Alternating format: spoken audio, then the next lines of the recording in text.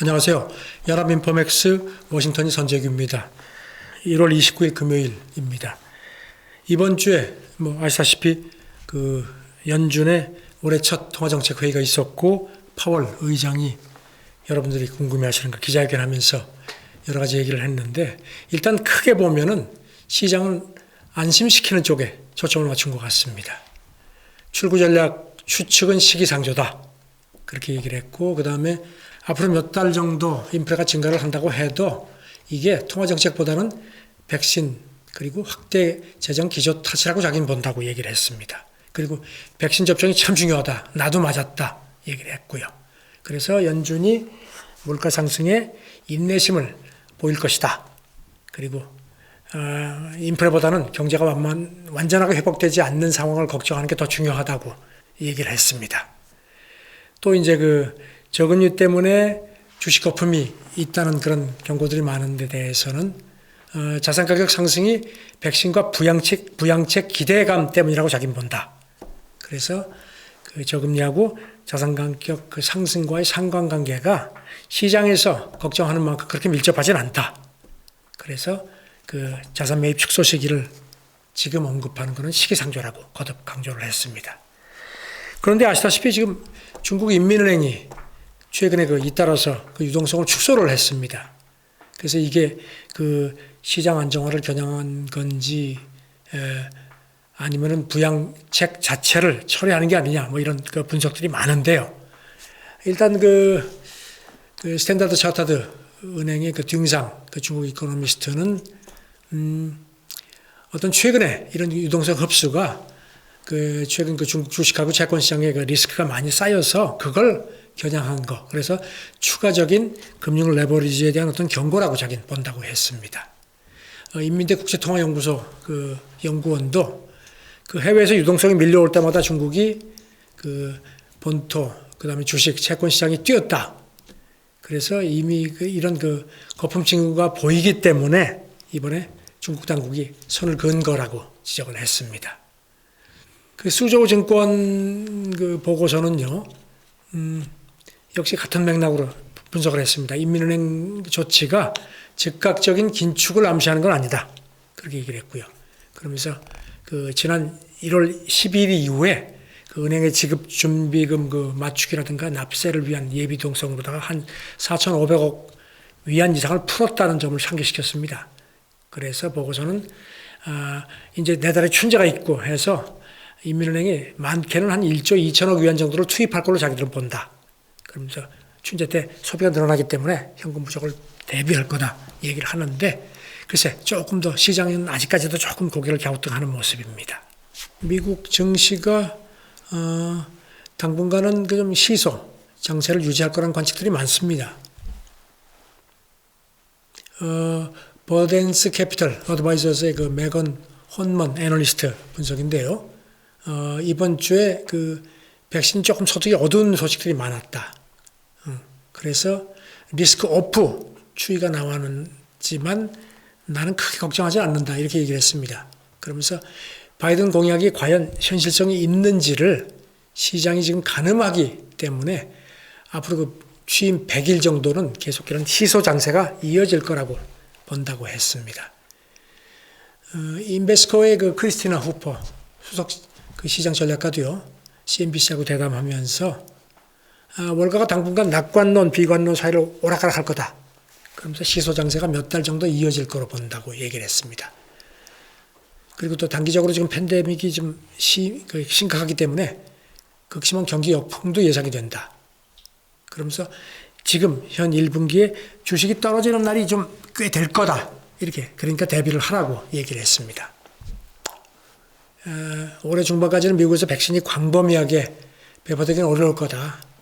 그렇기 때문에 투자자들이 경기 민감주하고 그다음에 방어주 또는 기술주를 포함한 성장주 사이를 오락가락해야 할 거라고 내다봤습니다. 후퍼는 또 연준이 완화 기조를 거듭 강조를 했기 때문에 이런 상태에서 백신 배포가 촉진이 되면은 시장 유동성이 상대적으로 좀 진정될 거라고 내다봤습니다. 그러면서 지난번 금융위기 때도 통화 완화 기조가 시장을 덮어줬다. 그래서 자기는 미국 증시의 대세는 여전히 상승 쪽이라고 본다고 했습니다. 골드만삭스의 데이비드 코스틴 수석 미국 주식 전략가도 비슷한 진단을 했습니다. 최근 시장에서 그 거품 심리와 일치되는 그 투자자 행동이 좀 가소된다면서요. 그렇지만 시총에서 차지하는 비중은 아직까지 그게 크지 않다. 그래서 폭넓은 차원의 그 시스템 그 리스크는 낮다고 본다고 진단을 했습니다. 그리고 이제 아시다시피 그 특수 목적 인수기업 스펙하고 마이너스 수익 종목까지 지금 막 열기가 엄청난데요. 이 사람 얘기는 주식 밸류가 절대적 기준으로는 좀 매우 높다. 하지만 지금의 저금리 기조를 고려할 때는 낮은 수준이라고 본다고 했습니다. 그리고 주가 버블 때 나타나는 흔히 나타나는 극도의 레버리지도 현재 시장에는 없다는 진단을 했고요. 이게 전염류 대대적인 부양 탓이다. 결론을 이렇게 내렸습니다. 지금 시장에 거품이 있다. 하지만 그게 지금 터져서 시장 전체를 무너뜨릴 가능성은 작다고 본다고 그렇게 진단을 했습니다. 그 기술주 말씀 좀 드릴게요. 기술주가 지금 바이든 행정부 들었으면은 굉장히 좀 철퇴를 맞을 거라는 그런 우려들이 많았는데 지금 상황은 조금 그렇지가 않다는 그 지적들도 많습니다. 아까 말씀드린 그 인베스코의 후퍼 수석 시장 전략가는요. 저금리 환경이 기술주 강세를 용인한다고 이렇게 얘기를 하면서 기술주 밸류가 높지만 역사적으로 금리가 낮을 때는 사람들이 밸류에 한층 더 관다해지는 경향이 있다고 진단을 했습니다. 그리고 이제 팬데믹 덕택에 많은 기술주가 그 덕을 받고 올해 그 첫 FOMC에서도 이런 그 저금리 기조가 재확인됐기 때문에 그 기술주 탄력이 이어지지 않겠느냐 이렇게 내다봤습니다. 레이먼드 제임스의 그 레리 애덤 CIO도요. 현재 기술주 밸류가 합당하다는 판단이다 하면서 당분간 탄력을 받을 거다 이렇게 말했습니다. 그리고 이제 고객하고 투자 자문력 한 960명가량을 대상으로 이제 조사한 결과를 이제 공개하면서 64%가 작년보다 기술 분야에 더 투자하겠다고 응답을 했다 하면서 그리고 이제 신규 부양으로 돈이 더 풀릴 가능성이 높은데 과연 그 돈이 어디로 갈까? 그중 상당 부분은 기술 분야로 갈 거다. 그리고 지난번 부양책이 나왔을 때도 그랬다고 그렇게 상기시켰습니다. 그리고 이제 바이든 정부가 팬데믹을 극복하는 게 지금 급하기 때문에 앞서서 이렇게 일각에서 우려한 것처럼 IT 쪽하고 등지지는 않을 거라는 관측이 나오는데요. 그 시스코 시스템스의 그 척 로빈슨 CEO가 블룸버그 신년 컨퍼런스에서 그렇게 내다봤습니다. 바이든 행정부가 CEO들하고 적극적으로 접촉하고 있다. 그러면서 팬데믹 극복을 위해서 특히 바이든 대통령이 과학적인 접근에 관심을 갖는 것도 IT 쪽에서 볼 때는 상당히 나쁘지 않다. 그러면서 인프라, 그 다음에 브로드밴드, 그리고 디지털 불평등 개선에 바이든 행정부가 초점을 맞추고 있다고 상기시켰습니다. 그래서 IT 업계도 바이든 행정부의 기술 규제 방침을 적극 긍정적으로 보고 적극적으로 협조하겠다. 조금 그 이전에 생각했던 거하고 조금 다른 쪽으로 간다는 얘기입니다. 이번 주 이것 때문에 시작됐다가 이것 때문에 끝났다는 얘기를 해도 될 겁니다. 아마 게임스톱 다들 아시죠? 난리가 났습니다. 그야말로 개미들의 반란. 어떤 그 월가 애널리스트는 이런 표현을 썼더군요. 미국 독립전쟁 때 1열에서 총을 쏘고 딱 앉으면 2열에서 총을 쏘고 물론 이제 죽기도 하지만요. 이런 식으로 지금 이제 개미들이 그 SNS 덕택에 모여가지고 그야말로 절대 무너지지 않았던 헤지 펀드들의 어떤 그런 그 기득권을 산산히 깨버렸습니다. 백기를 들었죠. 일단은요. 지금 월가 애널리스트들도 표정이 좋지가 않습니다. 상당히 불편합니다. 왜냐하면 이런 건 진짜 자기들한테 별로 그렇게 왜냐하면 전혀 예상하지 않은 일이기 때문에 비정상으로 오래가지 않는다는 그런 얘기들이 많습니다. 뱅크 오브 아메리카가 이제 분석을 했는데요. 주가의 지금 이제 게임스톱도 얘기하는 겁니다. 단기적인 급등이 해당 종목의 어두운 장기 전망을 바꾸지 못한다. 그러면서 지금 이제 결코 실현 불가능한 에비트다를 반영하고 있기 때문이라고 얘기를 했습니다. 그러면서 게임스톱의 단기 주가 목표치를 좀 높이긴 했는데 지금 바짝 오른 수준보다는 훨씬 낮춰서 책정을 했습니다. 그만큼 빠질 거다. CNBC의 매드맨 진행자 짐 크레이머 이 사람도 상당히 말빨이 먹히는 사람인데 지금까지 이런 걸 본 적이 없다. 상당히 짜증나는 표정입니다. 제정신이 아니다. 그리고 또 일각에서는 뭐 게임스톱 주식이 달나라에 갔다. 뭐 이런 비아냥도 있었고요. 게임스톱 지분을 그 작년 9월 말 기준으로 2.4% 가지고 있던 그 사이언 자산운용의 운영자 마이클 버리가 트윗을 했습니다.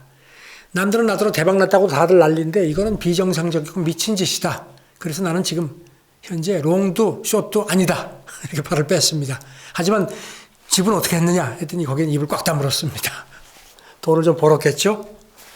재무부도 그렇고 백악관도 그렇고 상당히 좀 이렇게 당혹스러운 표정입니다. 백악관 대변인이 이제 기자들이 옐런 재무장관이 이걸 어떻게 생각하고 있습니까? 물어보니까 지금 상황을 지켜보고 있다. 그러면서 증시가 우리 경제를 건강하게 하는 유일한 도구가 아니라는 점을 상기시킨다. 조금 의미가 있습니다. 손을 좀 보겠다는 얘기 같습니다. 파월 의장도 이제 올해 첫 그 통화정책 회의 끝나고 이제 기자회견에서 질문이 나오니까 아마 예상을 했을 겁니다. 특정 종목이나 특정 일의 증시 상황에 대해서 내가 연준 의장이 논평하는 걸 안 한다. 그러면서 이 사안은 특히 내가 논평할 사안이 아니라고 발을 뺐습니다. 일단. 하지만 지금 뭐 이게 그야말로 월가의 뉴 노멀이다. 그런 뭐 얘기들이 많습니다. 팬데믹 와중에 SNS를 통해서 이제 개미들이 완전히 모여 한 240만 명 정도가 이렇게 단합을 한 걸로 되어 있죠. 그러면서 일종의 증시 포퓰리즘 아니냐. 물론 이제 포퓰리즘이 장단 긍정적인 부정적인 측면도 있지만요. 그래서 월가의 그 오랜 기득권을 깬 상징적인 사건이라는 얘기요. 파우치가 이런 얘기를 했습니다. 백신 접종으로 이전 생활로 돌아가더라도 팬데믹 이전과는 완전히 다른 세상에 살아야 될 거다. 이런 얘기를 했는데 딱 지금 월가도 꼭 그 상황이 된 겁니다. 이거 관련해서 이제 비트코인 투자자는 조금 표정 관리를 합니다. 스카이브리지 캐피털의 앤소니 스카라무치 이 사람이 이제 뭐라고 얘기를 했냐면요. 이번 사태가 비트코인 투자에는 긍정적인 요소로 작용할 거다. 왜냐하면 투자의 탈중앙화 현상하고 일맥상통하기 때문이라고 얘기를 했습니다. 그러면서 앞으로 5G가 더 대중화되고 SNS를 통한 그 저비용, 로빈후드 같은 것들, 투자가 점점 자리를 잡게 되면은 월가 기득권층들이 좌지우지해왔던 그 투자 패턴에 민주화가 불가피할 거다. 이런 얘기를 했습니다. 오늘 새벽에 이제 미국 정가 쪽에서도 얘기들이 나오는데요. 민주당은 물론이고요. 공화당 쪽에서도 야 이거는 개미들의 반란은 우리가 뒷받침해줘야 된다는 얘기들이 많습니다. 월가 진보 상징 아이콘인 알렉산드리아 코르테스 하원 의원. 월가에 그동안에 운동장이 기울어져 있었는데 이거를 바꿀 수 있는 아주 절호의 기회가 왔다. 아주 신바람이 났습니다. 그리고 이제 하원 금융위원회에서 소속 또 다른 민주당 하원 의원도 디지털의 힘으로 금융민주화를 실현하자. 그런데 방금 들어온 소식을 보면요. 상원 금융위원장이 되는 인사도요. 청문회 열겠다. 청문회 열고 따질 거 따지겠다 하는데 청문회가 열리면은 과연 이게 아무래도 이제 정치권은 표를 의식하니까 이제 개미들의 이런 반란에 대해서 의식을 하지만 기득권을 과연 월가하고 정치권하고 그동안에 엄청난 그런 정치 후원금도 받고 하는 여러 가지 복잡한 관계가 있는데 과연 그게 어떻게 움직여질지 이것도 참 지켜볼 흥미있는 사안입니다. 감사합니다.